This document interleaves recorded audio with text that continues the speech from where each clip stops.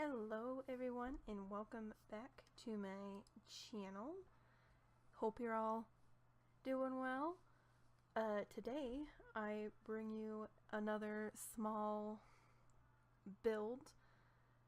It gets harder as they get smaller, trying to decide where things should go and how you're going to place them and what are you going to sacrifice, because not everything fits in small spaces. And it took me quite a while to figure out where I wanted to put everything. That cabinet was driving me insane.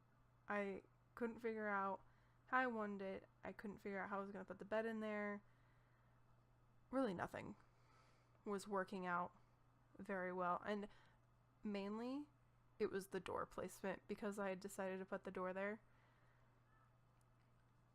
It didn't work out. So I moved it. And then I moved everything over. And the shower drove me a little crazy, because it's got like that wall there where it should be against a wall, and it wasn't. It was against a counter.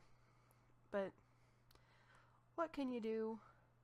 And I clicked through a bunch of different wallpapers, decide what really worked with the space.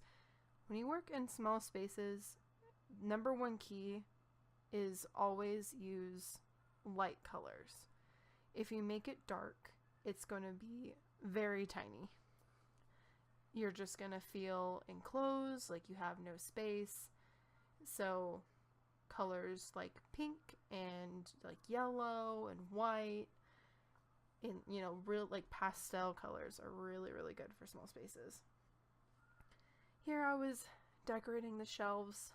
Again, storage is key, and I don't know, I was just kind of throwing things up there, changing colors for things, just trying to make the space more colorful. I added a lot of art. A lot. As you can see, it's just everywhere. And I was like, I'll put a piece of art here. And I was like, yeah, that's probably not a good idea. And then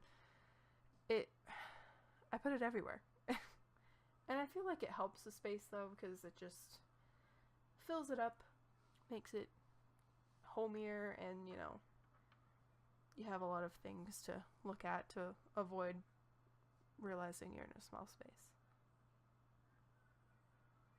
So here, decorating the shelves again. I think most of it is just decorating. I put a little steamboat and a plane. I put some like books up there. I was gonna put that clock, but it was too tall, and not gonna work. So I put some journals. I put that journal, and I put the little shower basket and some books. Again, the books were a little glitchy and making me a little upset that they weren't sitting very well, but I worked with it. Put a lot of books in there, for reading, or those little ones for like journaling, thinking of activities that humans would do when this is a sim house. So I put a lot of pears and apples. I mean, right next to that is another pear and apple picture right there next to the sink, and then there's pears right there next to the stove. So I don't know. And then the roof, and typical, and you can see the other ones back there.